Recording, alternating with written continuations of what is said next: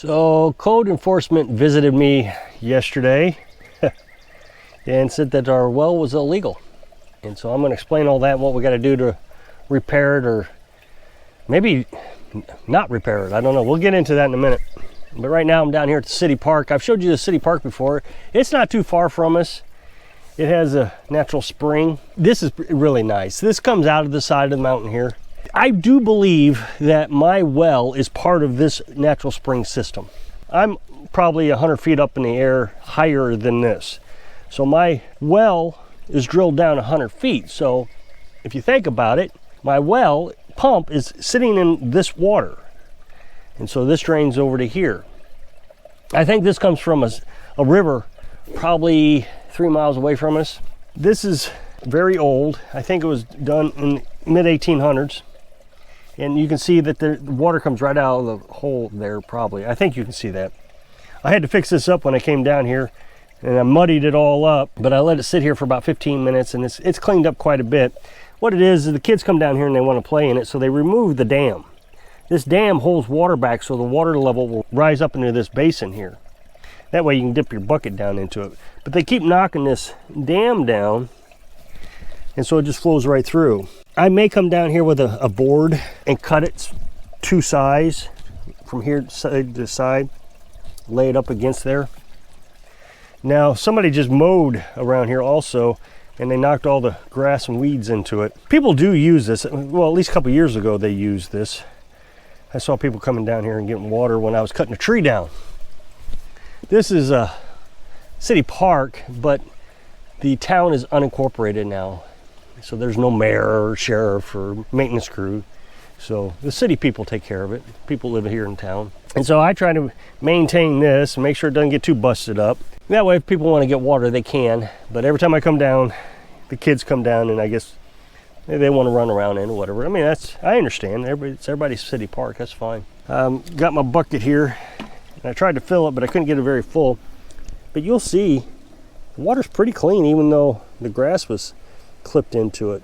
But I want to talk to folks about water. I've been watching YouTubers for a long time about off-grid, and it seems to me that a lot of times off-gridders go off-grid, and the one thing they need to be most prepared for, they're the least prepared for, and that's water. And everybody's got this idea of how to make it work, but they've never actually proven it to themselves. And I'll tell you, when we were nomads, Carolyn and I traveled the country, water was the most difficult resource to come by. It was terrible. I mean, think about it. We could only carry 40 gallons in our truck, and we'd go out to the national forest and we'd spend 2 weeks out there with 40 gallons of water. Now, I don't know if anybody can conceptualize what 40 gallons of water is. You do laundry, take a shower. Our Berkey holds 3 gallons. When you're out in the desert, you drink 3 gallons a day of water.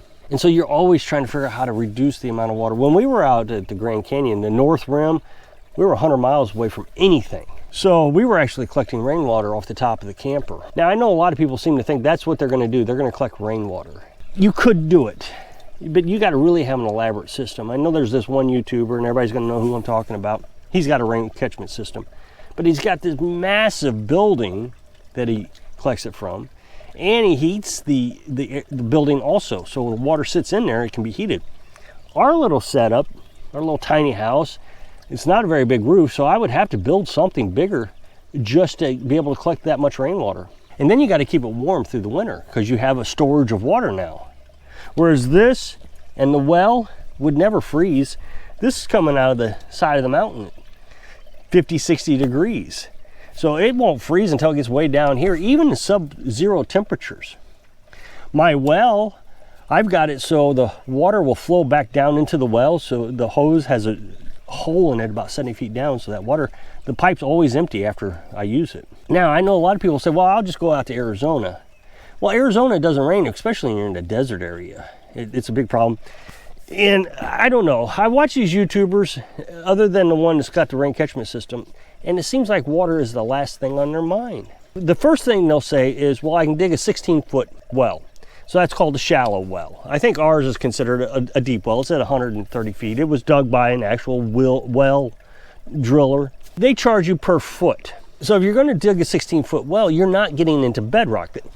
See here, this is below the bedrock surface. Same with my well. They drilled down into bedrock, and then inside this cavern is a lake of water or a river of water. I've actually seen a YouTube channel drop a GoPro down a well, and it was an empty lake bed in the bedrock. Oh, there's a crawfish. Wow!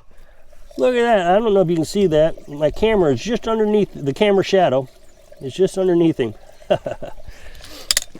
I bet if we were in Louisiana, people would be wanting to eat that. But they dropped the GoPro down in this huge cavern, and you can see that they had abandoned the well pump. They just dropped it off, cut the pipe, and it fell down in there. And that would have been filled up with water. That is clean well water. So when you're digging down 16 feet, the only thing you're getting there is groundwater. Now, you may know that I've struggled with groundwater infiltration into my well. When we first moved there, the well liner was cracked. Now, my well liner doesn't go down as deep as it should. Back then in the 70s and the 60s, they only took the well liner down to bedrock. Now they take it all the way down to water level nowadays. That means there's no groundwater getting into your well water because they got this metal steel pipe going down holding back groundwater. So when they brought it down to bedrock, water can still infiltrate down below the well liner and seep down into your well. Well, it had a crack in it, so I had to do another well liner is what it's called. I got a well packer and I slid it down there with a PVC, 4-inch PVC pipe. And so now that well packer is holding back that groundwater. And we're in much better shape. As a matter of fact, in the last year, I've only had dirty water one time, and that's because we had a flooding event. But I've even resolved that. Now I'm gonna get in, we got a ditch up there by the road, and the leaves get up there into the culvert and back up that water, and it just goes straight down to my well, and it floods it. Well, I'm just gonna rake those leaves out now. All winter long, that's what I'm gonna do, is I'm gonna rake those leaves out, because I don't have a problem this year. So if you're digging a 16-foot well, that's all groundwater. So what happens is water just fills in wherever it can. So if it rains, basically what you have is you have a hole in the ground now, just collecting rainwater. It just all seeps right into that hole. Well, then you're gonna have this muddy water. That mud, if it's heavy enough, will eventually settle down to the bottom of it, and then you'll have fairly clean water at the top. But you're still gonna have contaminants. You're still gonna have bacteria and whatever else, because that is groundwater. So whatever ran down with it could be in that water. You might be able to purify your water with a Berkey after that point, but if you're having regular rain events, you're always going to have that muddy water. And just like when I stirred this up, it was all muddy. Of course, this constantly flushes out with clean water, and it flushed out, and it's even getting cleaner since I've showed you last time. So now you might actually be able to see the hole in the mountain. So I see YouTubers all excited about this thing, and they'll go and get their little hand pump, and then you'll see the disappointment. Well, then the next thing they do is they go out and get a Berkey. Now I have a Berkey, and the Berkey has been a lifesaver for us. Now I know there's this guy on YouTube, and he's really whining about Berkey and how terrible it is, but I recommend it highly. It has kept us safe all through our nomadic adventure and all. I remember we lived in a municipality, and we had just regular city water. And I bought one of those sink faucet filters, a little charcoal filter. The water was so bad, it was upsetting my digestive system. So I don't want to get too disgusting, but it was pretty bad. So I got one of those carbon filters, and I still had the problem. This is right after my last wife left me, and she took the Berkey with her. That's how I found out I couldn't drink that water. So I bought another Berkey, and it instantly cleaned up that water. I was able to drink it again. And we took that Berkey with us on the road, and we drank out of streams and different things. But the key to the Berkey is it can get clogged up pretty easily. So if you're putting muddy water in it, you'll get clean water out of it, but not a lot, and it'll slow way down, and you're gonna be constantly cleaning the filters, constantly. I mean, it's just a filter. Filters clog up. Now you can clean the Berkey with a greenie, Scotch Brite greenie. You can clean them up that way, and that's how they recommend it. And we did that as nomads because we used our Berkey a lot. I mean, it filtered out everything, so we were constantly cleaning it. But they don't last as long. We couldn't get a filter to last more than a year doing that. Well, now we're just using the well to pour the water through it, And we've had it last 3 years already, and it's still doing really good. And I've seen other off-gridders, they'll go out to the desert. And this is one that shocks me the most. They go out there and they have somewhat of a plan, but not a solid plan. So when they want to dig a well, the well company will come out and say, yeah, we'll dig a well, we'll dig a hole as deep you want to run it, and it'll be, you know, $10, $50, whatever, per foot that we dig. And there's no guarantee that we're going to find water. California, I've actually heard people spending up to $30,000 to dig a well and not find water. If you're going to live off grid, that you have a solid plan, one that is 90% confidence that it's going to work, even if it's rainwater. Now, with rainwater collection, you really need to get on Google. Missouri is a pretty wet area, but you're going to have enough IBC tanks to collect the water in the seasons that it rains, because in the wintertime it snows, of course, but it doesn't snow a lot, and there's not a lot of moisture in the winter. And in the summertime, there's nothing. So the only time you're going to get water is in the spring and fall. So you're going to need a lot of IBC tanks. I couldn't tell you how much water we use a year. I just keep that 225 gallon IBC tank full at all times. It never goes below half. And now that I'm filling it on solar panels, I'm using the solar panels to run the well pump. I haven't ran the generator in probably 2 weeks now. I fill it every day, and it's probably 10 gallons at the most that I fill. I fill Carolyn's wash tub so she can do her laundry, but I only got to do that once or twice a week. That's not too bad. Then you have to collect all that rainwater in those 2 seasons. So if you get on Google, you can find out how much rain a particular area is going to get. And then you have to figure out, based on that number, how much rain you can collect off your roof. So you need to know how many square feet your roof is. Then you have to decide, is that going to supply me with enough water for the year? Now, if you're in Arizona, in the desert, you're going to have a huge roof because you're not going to have a lot of rainwater. But here in Missouri, you get moderate amount of rainwater. So less IBC tanks, less roof size. Now, when Carolyn and I started looking for property, we specifically looked for 2 things. One of 2 things, or both. A place with a stream going through it, or a well. Now, a stream like this, a spring, a stream, this could serve as a dual function. I could put a generator in this and it would produce my electric 24 hours a day, 7 days a week. And then I wouldn't need solar panels. I wouldn't need a pump, a well pump, anything. This would be ideal if I had something like this in my yard. So the first place we looked at did have both a well and a stream. I'm kind of glad we didn't get it, because I was already set on getting the water out of the stream. And I'm not 100% confident what was in that stream.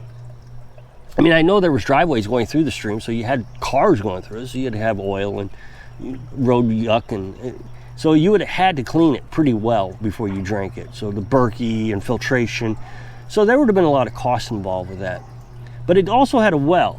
But like I said, I had already set my mind on just drinking it from the stream, because I didn't know how wells worked very well. I mean, not at all, actually. I wasn't even sure if I could get a well pump that I could run off my generator or solar panels. But then we found this place and it only had a well. The other place didn't work out. We weren't able to buy it. But when we got to this place, it did have that well. And it forced me to research how to get water out. So I bought a well pump off Amazon. It's a 110 volt pump. It runs off my generator. It runs off the solar panels. Just filled water today on the tank. It's partly cloudy, so all you got to do is wait until the sun pops out of the clouds. You turn on the well pump for 10 minutes, and if the clouds cover again, then you shut it off. But I didn't have that problem. So when it was sunny, I just turned it on, and I ran the well just fine. And it's saving me a ton in propane and gas. I learned a lot about wells. Since I put the well in, there's a lot of information on YouTube about wells now. There is this guy in my comment section, and I keep blocking him, and he keeps creating new accounts. And he is adamant that my well is illegal. It was made in the 60s and the 70s. Wells are not designed to last more than 20 or 25 years. Hence why my well liner is cracked. They crack after a certain amount of time. Tree roots come up and bust them, and they just rust, and so they wear out. So you buy a well packer, you put it down there with a well liner. I actually saw YouTube videos on this. So to me, I feel like I'm completely legal. Here we have well experts refurbishing wells that are over 25 years old. So I just followed what they did. But I got this guy, he says he was a code enforcement for 20 years and that my well is illegal, that I'm contaminating that bedrock water, that stream of water. And I just know I'm not. One thing is everybody around here has a well just about as old as mine. You can see them everywhere. There's a concrete block, buildings everywhere. That's how ours was. Of course, a tree knocked it down, so we built that little shack over it. But they're everywhere. So they're all about 100 feet, and everybody's still using them. If you can keep the groundwater out of them, they're not getting contaminated, which is what I was doing with the well liner. And now that I've got it all figured out and that the flooding events is what my biggest problem is, the thing is if you have a flooding event with a new well, you're still going to get contamination in it. If that water comes up over the well, it's going to seep down there. You can't keep that out. It's going to find a way to get in there. Same thing with mine. So I'm just preventing the flooding. Now we live on this mountain, so my well is only a few feet down from the road level where the water is getting flooded. I just got to figure out how to keep that water away from my well. And I've done a pretty good job. I got a French drain around it, and then I got a ditch in front of the French drain. And now I'm raking the leaves away from the culvert. I do agree that if code enforcement came out here and they were gonna, for new construction, they come out and inspect for new construction, that they would expect a new well. But I am certain that my well is grandfathered in because everybody around here is using it. So if you'll click this up next box, take to a video where I was talking about, we're having some serious harassment problems from my subscribers.